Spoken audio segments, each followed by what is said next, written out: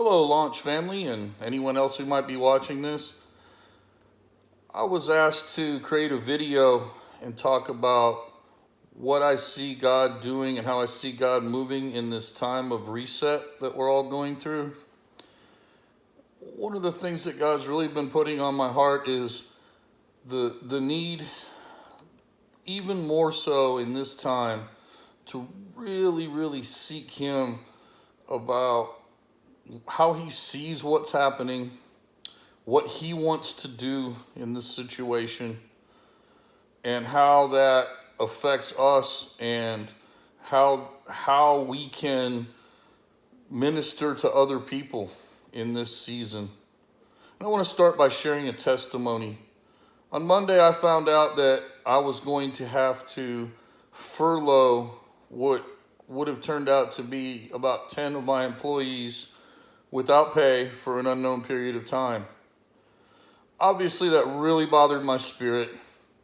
And I really started praying Monday night, but especially Tuesday morning in my secret place time with God at about 4 in the morning. I really began to seek God's heart about what He wanted to do in that situation and how He saw that situation. And as I transitioned from that time with God into getting ready, as I got in the shower, He put the word lobbies on my heart. And I knew what that meant, and I'll share in a moment. He also reminded me that my company had sent out some information about some crime trends that had happened. I run a security operation for a large office complex, and I have about 24 people that work different shifts around the clock. And we'd gotten some information about some crime trends and some ways that people were taking advantage of reduced security in buildings to break in and steal electronics and whatnot. So my mandate was to essentially take our coverage and pare it down to 2 shifts per day, where we only staffed our command center and had a rover working on each shift. So the word lobbies, the significance of that is we have 4 lobby posts normally that are staffed during the day, as well as a number of gate positions and a loading dock position and a badge office. And all those were going to go away. So as I went into work praying about what God had shared with me, I sat down when I got there with my customer, and all this is ultimately the customer's decision. They pay the bills, the property owners there. And so the client contact, the client representative, and I sat down, and I was just very bold and honest with them. And I said, look, when I was in my prayer time this morning, God shared with me that I believe we should, in addition to staffing the command center and having a rover on each shift, I really believe we should staff the building lobbies. And I can send you justification for doing that for your management in the form of what my company has sent me about some of the crime trends that have been happening. And I had no idea how he was going to react to that. And I didn't know how tight his mandate was in terms of scaling back the security during this time when most of our tenants are closed down and most of their people aren't coming into work. And so he agreed that he wanted to do that.